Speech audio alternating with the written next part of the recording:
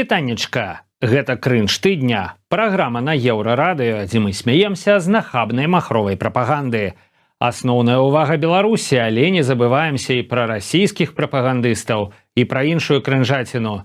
Зараз самі ўсё пабачыце і пачуеце. Каб сустрэцца з дачкой, бацька Марыі Калеснікавай напісаў зварот на імя Лукашэнкі. Той разгледзеў і вынес станоўчае рашэнне.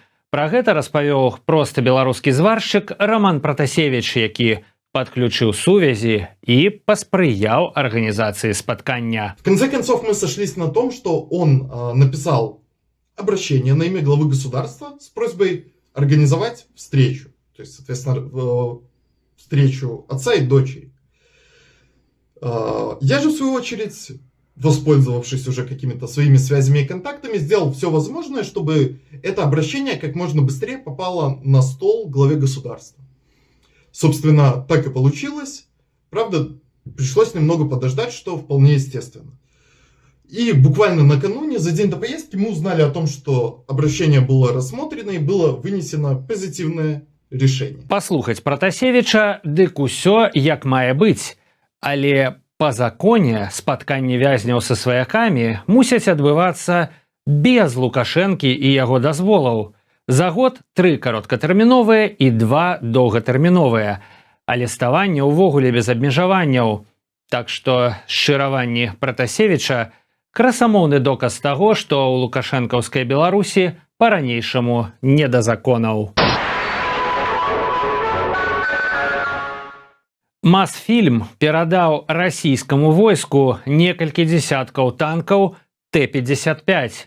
Пра гэта дырэктар кінастудыі Карен Шахназараў распавёў на сустрэчы с Путиным. Кстати, в 2023 году мы передали вооруженным силам 28 танков Т-55, 8 танков ПТ-76, 6 БМП и 8 тягачей, которые у нас хранились на военно-технической базе. Когда я узнал, что есть потребности, связался с Министерством обороны, забрал эти машины. Вельмі патрыятычна.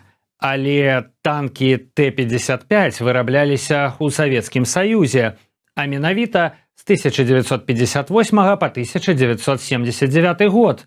То бок Мосфильм перадае расійскаму войску натуральны хлам, а расійскія генералы саджаюць у гэтыя кансервныя банкі сваіх салдат і адпраўляюць на забой.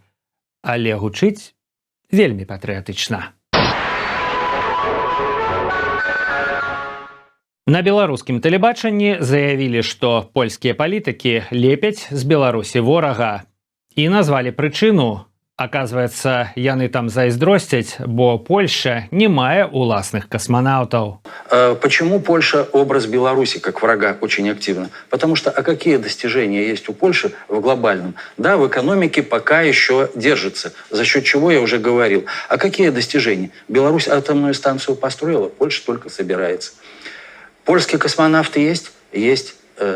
Мирослав Гермашевский, но это еще социалистическая Польша, мы в космос полетели. IT-технологии, что там развиваются. Чем глобально им гордиться? Эксперт выкрывае Польшу, але міжволі прагаворваецца пра Беларусь. Бо чым, паводле яго словаў, Беларусь лепшая за Польшу? Касмічнай турысткай Марынай Васілеўскай і атамнай станцыяй, за якую яшчэ доўгія гады давядзецца разлічвацца з Расіяй. Ну і яшчэ айцішкай, якая ўся ў Польшу і пераехала. А больш-то атрымліваецца і няма чым пахваліцца. Па маладзечанскім кабельным тэлебачанні паказалі сюжэт пра ананімных алкаголікаў. У ім 2 дзяўчыны купляюць гарэлку, п'юць і трагічна сыходзяць. Але людзей на канале працуе не так і шмат.